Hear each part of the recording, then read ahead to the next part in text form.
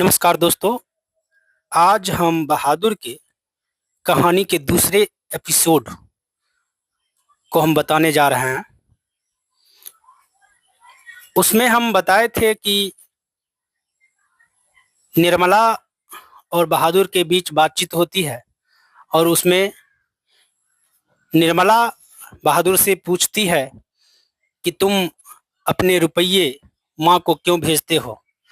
तो बहादुर जवाब देता है कि माँ तो माँ होती है और माँ का कर्ज कभी चुकाया नहीं जा सकता। फिर निर्मला उसे बिछाने के लिए एक फटी पुरानी दरी दे देती है। वह अपने घर से एक चादर भी लाया था। रात में सारा काम खत्म करने के बाद वह बरामदे में रखी टूटी हुई बांस की खाट पर अपना बिस्तर लगाता था। फिर वह बैठकर अपने जेब से कपड़े की गोल नेपाली टोपी निकालकर पहन लेता था। इसके बाद छोटा सा आईना निकालकर अपना चेहरा देखता था, जिससे वह बहुत खुश दिखाई देता था। फिर वह अपनी जेब से कुछ छोटी छोटी चीजें निकालकर बिस्तर पर रखता था, जैसे गोलियां, जिसे हम कंचे कहते हैं, पुराने ताश के पत्ते, सुंदर पत्थर के टुकड़े, ब्लेड और कागज की नावें। वह कुछ देर तक इन चीजों से खेलता रहता था। अंत में पहाड़ी गीत गुनगुनाते हुए धीरे धीरे वह सो जाता था।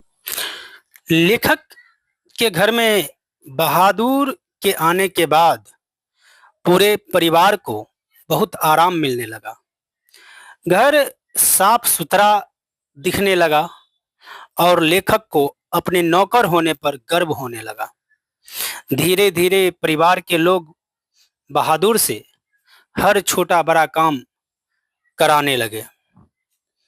लेखक का बेटा किशोर बहादुर के साथ अच्छा व्यवहार नहीं करता था। वह उसके साथ बहुत बुरा व्यवहार करता था। वह छोटी छोटी बातों पर उसे डांटता, गालियां देता और मारता था, जबकि बहादुर उसके सभी काम करते थे। चाहे वह जूते साफ करना हो या साइकिल साफ करना हो या उसका कपड़ा धोना हो, सभी काम बहादुर कर देता था। फिर भी उसे डांट सुननी पड़ती थी, गालियां सुननी पड़ती थी। किशोर हर हमेशा उसे डांटता था। एक दिन उसने, अर्थात किशोर ने, लेखक के बड़े लड़के ने बहादुर के पिता को गाली दे दी, जिससे बहादुर ने उसका काम करने से मना कर दिया। इसके बाद किशोर उसे काफी मार मारी। वह बेचारा सहता रहा उसके मारों को। लेखक ने जब इस घटना को देखा तो वह बहादुर को ही समझाया, अपने बेटे को ज्यादा नहीं रोका।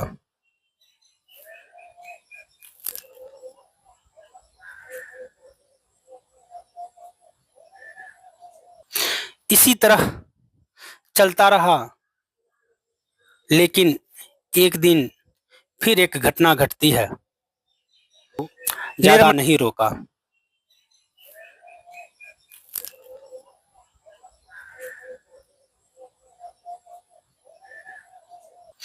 इसी तरह चलता रहा, लेकिन एक दिन निर्मला बहुत पतली पतली रोटियां बनाती थी, इसलिए वह बहादुर के से कभी नहीं रोटी बनवाती थी। लेकिन मोहल्ले की एक औरत ने निर्मला के को सलाह दी कि घर के लोगों के लिए रोटियां वह खुद बनाए और बहादुर से कहे कि वह अपनी रोटी खुद बना लिया करे। उस औरत का कहना था कि नौकर को बहुत सुविधाएं देने से उनकी आदत बिगड़ जाती है। निर्मला को यह बात सही लगी, इसलिए यह इसलिए एक रात उसने ऐसा ही किया। उसने परिवार के लिए रोटियां बनाई और रसोई से चली गई। यह देखकर बहादुर उदास हो गया और चूल्हे के पास सिर झुकाकर चुपचाप खड़ा रहा। निर्मला ने पूछा, क्या हुआ रे? लेकिन बहादुर ने कोई जवाब नहीं दिया। तब उससे कहा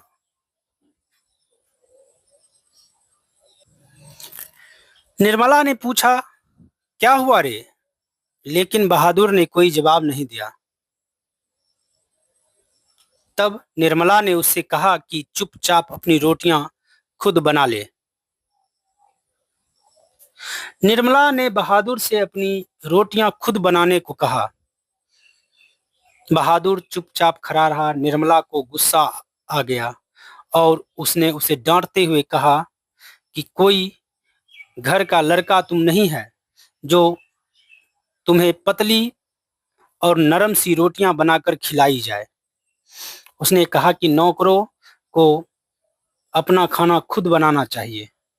बहादुर फिर भी रोटी बनाने के लिए तैयार नहीं हुआ। उसने रोते हुए कहा कि उसकी माँ भी घर के लिए रोटियां बनाती थी और उससे अपनी रोटी सेकवाती थी। निर्मला ने गुस्से में कहा कि वह उसकी माँ नहीं है। उसने बहादुर को मारा और धमकाया। बहादुर ने उस रात अपने लिए रोटी नहीं बनाई और भूखा ही सो गया। लेकिन अगले दिन सुबह वह फिर पहले की तरह हंसने लगा। उसने अंगीठी जलाकर अपने लिए रोटियां बनाई। अपनी बनाई हुई मोटी भद्दी भद्दी रोटियां को देखकर वह हंसने लगा और रात की बची सब्जी के साथ खा लिया। इसके बाद निर्मला का व्यवहार बहादुर के प्रति और कठोर हो गया। अब उसकी छोटी सी गलती पर भी निर्मला उसे मारने लगी।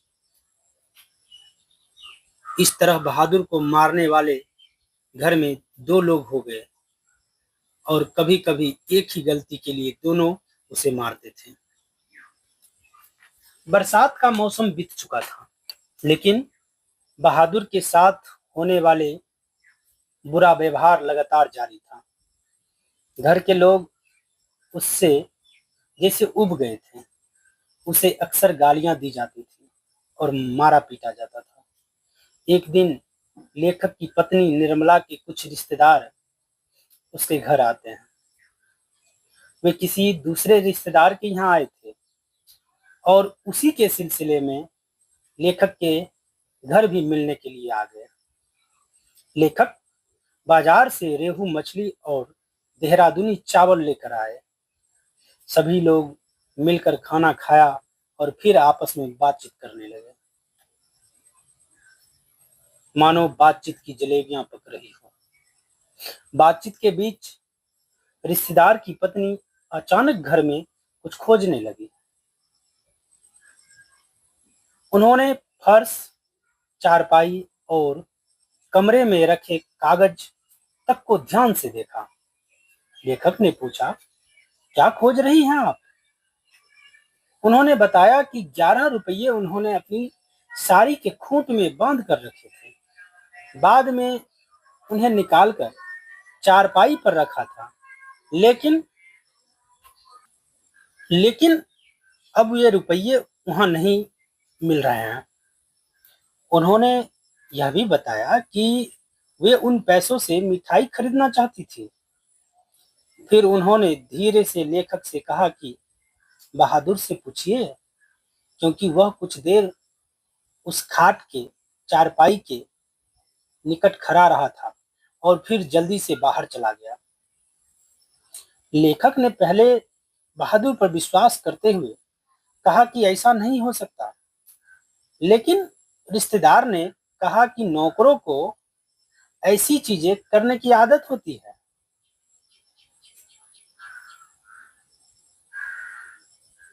लेखक ने बहादुर की ओर देखा। वह चुपचाप सिर झुकाकर आटा गूंथ रहा था और उसके चेहरे पर संतोष दिखाई दे रहा था। उसका चेहरा प्रफुल्लित था। लेखक को याद आया कि बहादुर ने पहले भी जब कभी भी दो चार आने परे देखे थे तो उन्हें उठाकर निर्मला को दे दिया था। इसलिए लेखक जानता था कि बहादुर ऐसा काम नहीं कर सकता। फिर भी लेखक को अचानक बहुत गुस्सा आ गया। वह बहादुर पर शक करने लगा।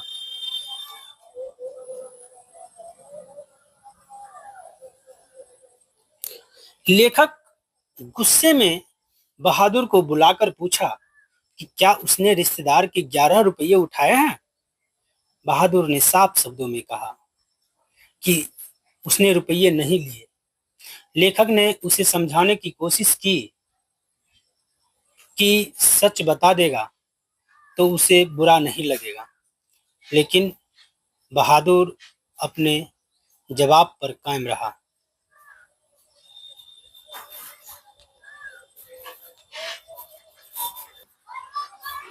रिश्तेदार की पत्नी ने भी बहादुर पर शक किया और उससे रुपये के बारे में पूछताछ की। बहादुर ने फिर कहा कि वह रुपये नहीं ले सकता, क्योंकि अगर उसने लिया होता तो बता देता। लेखक को न जाने क्या हुआ और उनसे बहादुर के गाल पर एक थप्पड़ मार दिया। बहादुर की आंखों में आंसू आ गए, लेकिन उसने फिर भी यही कहा कि उसने रुपया नहीं लिया। उसके बाद रिश्तेदार बहादुर को पुलिस के पास ले जाने का डर दिखाने लगे। यहाँ तक कि उन्होंने उसे लालच भी दिया कि यदि वह रुपये लेने की बात को स्वीकार कर ले तो उसे 2 रुपया इनाम देंगे। लेकिन बहादुर ने झूठा अपराध स्वीकार नहीं किया। बाद में निर्मला ने भी बहादुर को डराया, धमकाया और मारा। इस घटना के बाद घर में बहादुर को बहुत डांट और मार पड़ने लगी। सभी लोग उसे बुरी तरह दुष्कारने लगे। किशोर भी उसे बहुत परेशान करता था। इससे बहादुर उदास रहने लगा और उसके काम में भी लापरवाही आने लगी। एक दिन लेखक देर से दफ्तर से घर लौटा। उसने देखा कि घर का वातावरण बिल्कुल बदला हुआ है। निर्मला उदास बैठी थी और घर का काम भी नहीं हुआ था। निर्मला ने बताया कि बहादुर घर से भाग गया है। उस दिन कोई बड़ी घटना भी नहीं हुई थी। सुबह बहादुर बहुत खुश था और हमेशा की तरह माताजी कह रहा था। दोपहर में खाना खाने के बाद वह सिलबट्टा उठाकर बरामदे में रखने जा रहा था। अचानक सिल उसके हाथ से गिर गई और वह 2 टुकड़े हो गए। शायद उसे डर था कि यह गलती के लिए उसे फिर मारा जाएगा, इसलिए वह घर छोड़कर चला गया। निर्मला को सबसे ज्यादा दुख इस बात का था कि बहादुर कुछ भी लेकर नहीं गया। उसके कपड़े, बिस्तर, जूते तक वहीं छोड़ गया था। निर्मला सोच रही थी कि अगर वह जाने की बात करता तो वह उसे अच्छे कपड़े पहनाकर, उसकी तनख्वाह के पैसे देकर और कुछ अतिरिक्त पैसे देकर विदा करती। फिर निर्मला ने कहा कि उसे अब विश्वास हो गया कि रिश्तेदार के रुपये बहादुर ने नहीं चुराए थे। उसे लगता था कि रिश्तेदारों ने अपनी गलती छुपाने के लिए बहादुर पर झूठा आरोप लगाया था। किशोर भी बहादुर के चले जाने पर बहुत दुखी हुआ था। उसने कहा कि अगर बहादुर एक बार वापस आ जाता तो वह उसे कभी जाने नहीं देता और उससे माफी मांगता। उसने यह भी स्वीकार किया कि बहादुर बहुत अच्छा नौकर था और उसने पूरे घर को बहुत आराम दिया था। निर्मला रोने लगी।